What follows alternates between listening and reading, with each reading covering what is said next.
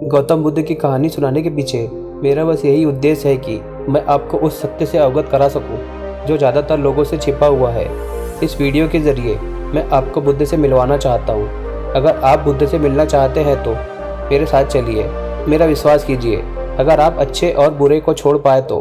दोस्तों, गौतम बुद्ध की कहानी को सुनते वक्त ध्यान रखने योग्य बात सिर्फ यह है कि जब तक आप इस कहानी को सुन रहे हैं तब तक आप भूल जाइए कि आप किसी जाति या धर्म से हैं। बस आप मान लीजिए कि आप एक खाली पन्ना है जिस पर अब बुद्ध उतरने वाले हैं। इस कहानी की शुरुआत होती है राजा शुद्धोधन और रानी महामाया से। कहने को तो ये दोनों राजा रानी थे, परंतु इनके जीवन में गहन पीड़ा थी।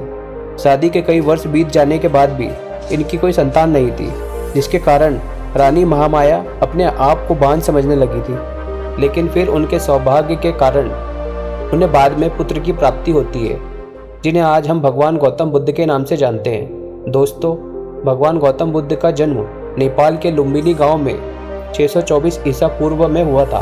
भगवान बुद्ध का जन्म होने के 5 दिन बाद उनका नाम सिद्धार्थ रख दिया जाता है। सिद्धार्थ का नाम सुन सभी लोग बहुत प्रसन्न होते हैं। राजा शुद्धोधन नामकरण के अगले ही दिन अपने राज्य के बड़े बड़े ज्ञानियों को बुलवाते हैं और उनसे कहते हैं, मैं अपने पुत्र का भविष्य जानना चाहता हूँ। सभी ज्ञानी भविष्य देखना शुरू करते हैं और राजा शुद्धोधन से कहते हैं कि महाराज, युवराज बुद्धिमान होंगे, रूपवान होंगे, शक्तिशाली होंगे।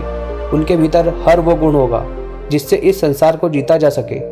महाराज, युवराज का नाम सिद्धार्थ है और इस तरह से वे सिद्धार्थ गौतम के नाम से जाने जाएंगे। राजा शुद्धोधन कहते हैं, सिर्फ सिद्धार्थ गौतम के नाम से ही नहीं बल्कि सम्राट सिद्धार्थ गौतम के नाम से जाने जाएंगे।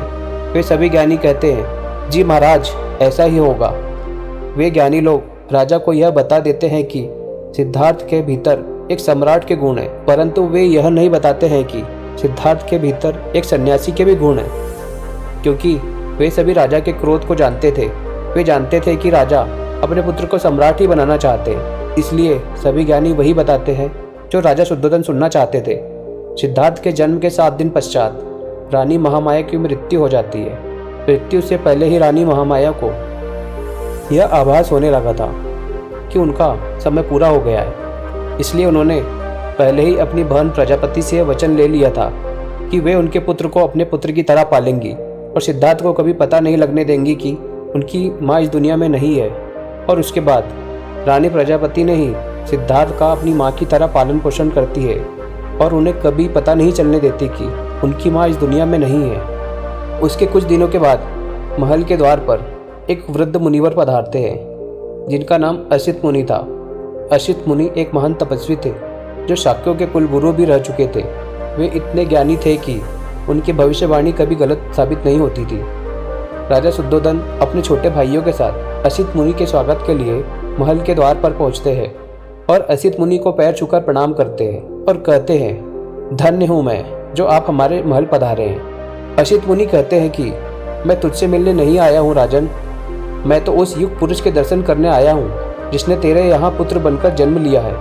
राजा कहते हैं, अवश्य मुनिवर, और अपने पुत्र को असित मुनि के हाथों में थमा देते हैं। फिर असित मुनि कहते हैं, जिसकी प्रतीक्षा करते करते आधी उम्र बीत गई, वह अब आया है।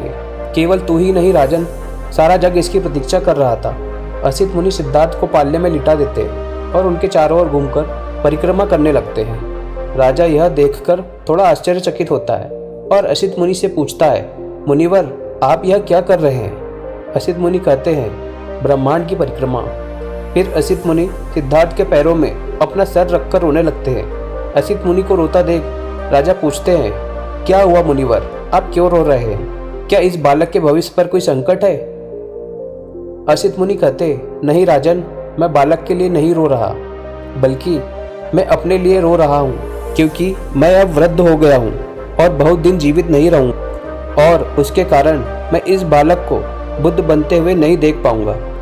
असित मुनि की बातें सुनते ही राजा क्रोधित हो जाता है और असित मुनि से कहते हैं कि मुनिवर, यह कोई ज्ञानी वैरागी नहीं बल्कि सम्राट बनेगा।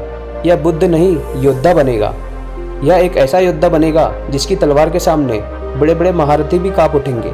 यदि आपको इसे आशीर्वाद देना ही है तो ऐसा आशीर्वाद दीजिए कि यह हर युद्ध में विजयी हो। असित मुनि कहते हैं, ऐसा ही होगा। जीवन के हर युद्ध में यह विजयी होगा, पर यह युद्ध भावनाओं का होगा। या सारे ब्रह्मांड पर राज करेगा, पर वह ब्रह्मांड मन के भीतर होगा। असित मुनि कहते हैं, इस बालक के शरीर के सभी गुण बताते हैं कि यह भविष्य में बुद्ध होगा। राजा कहता है, गुण चाहे जो भी हो, परंतु थामेगा तो यह बालक तलवार ही। असित मुनि कहते हैं, तलवार से केवल राज्य जीते जाते हैं, परंतु तेरा पुत्र मन जीतेगा। युद्ध से केवल सीमाएं बदलती है, परंतु तेरा पुत्र युग बदलेगा। राजा कहता है, यदि यह लेख विधाता का है तो मैं उससे भी लड़ जाऊंगा। इतनी राग रानियां भर दूंगा इसकी चारों तरफ कि वैराग्य का विचार भी इसे बुरा लगेगा।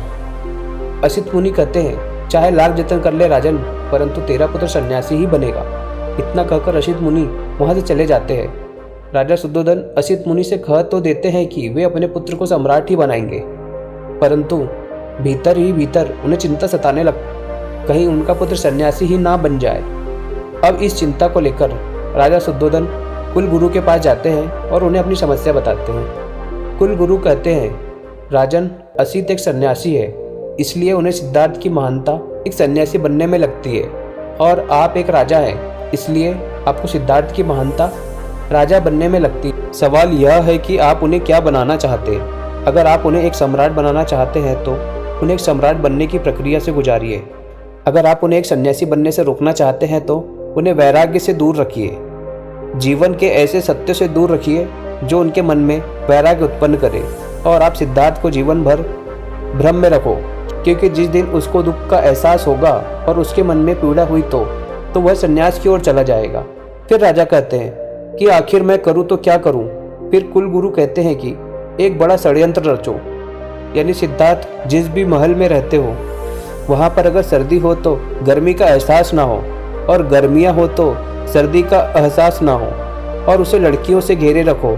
उसके इर्द गिर्द झूठा संसार रचो, यानी उसे कभी भी ये पता नहीं चलने देना है कि इस दुनिया में दुख नाम की भी कोई चीज़ होती है। बूढ़े लोगों से इसको दूर रखो, मृत्यु सैया से इसे दूर रखो। सूखा पीला पत्ता भी उसके बाग में नहीं दिखना चाहिए, क्योंकि ऐसी चीज़ें उसको संन्यास लेने की ओर आकर्षित कर सकती हैं। और उसके बाद राजा ने प्रपंच किया, यानी कि राजा ने सिद्धार्थ के इर्द गिर्द एक झूठा संसार रचा।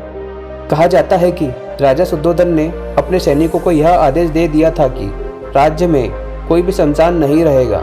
जहाँ जहाँ तक सिद्धार्थ जाएंगे वहाँ पेड़ों पर सूखी पत्तियाँ तक नहीं दिखनी चाहिए, फूलों की बेल या वृक्षों पर कोई मुरझाया फूल नहीं दिखना चाहिए। वृद्ध, बीमार और गरीब लोगों को नई नगरी में भेज दिया गया।